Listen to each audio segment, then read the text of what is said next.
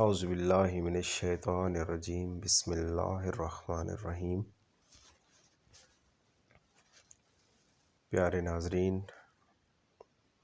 میرے YouTube channel پر خوش آمدید کہتا ہوں۔ نہج البلاغہ جو کہ حضرت علی شیر خدا کی کتاب ہے، اس کے خطبہ نمبر 19 سے سٹارٹ کر رہا ہوں۔ میرے خطبات جو ریکارڈنگ میں کرتا ہوں کافی عرصہ سے نہیں آئے تھے۔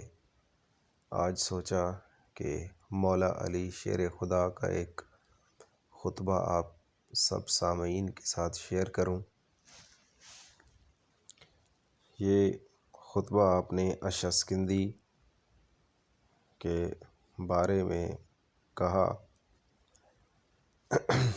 جیسے اس وقت فرمایا جب ممبر کوفہ پر خطبہ دے رہے تھے اور اشعث بن قیس نے ٹوک دیا کہ یہ بیان آپ خود اپنے خلاف دے رہے ہیں۔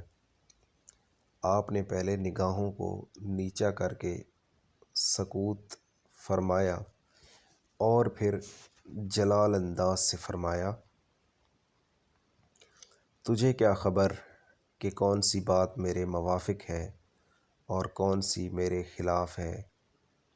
تجھ پر خدا اور تمام لعنت کرنے والوں کی لعنت۔ تو سخن باف اور تانے بانے درست کرنے والے کا فرزند ہے۔ تو منافق ہے اور تیرا باپ کھلا ہوا کافر تھا۔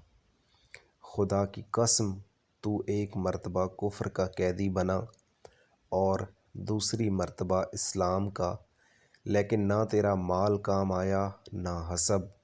اور جو شخص بھی اپنی قوم کی طرف تلوار کو راستہ بنائے گا اور موت کو کھینچ کر لائے گا، وہ اس بات کا حقدار ہے کہ قریب والے اس سے نفرت کریں اور دور والے اس پر بھروسہ نہ کریں۔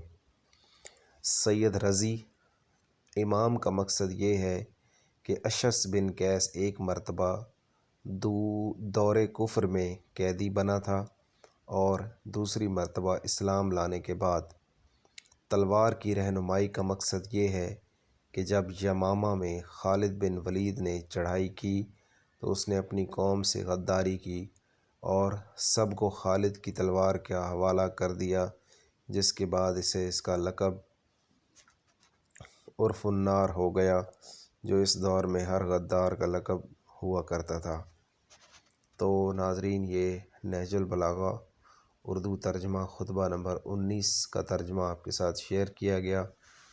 تو انشاءاللہ خطبہ نمبر 20 کے ساتھ حاضر ہوں گے۔ تب تک کے لیے اجازت دیں۔ اللہ حافظ۔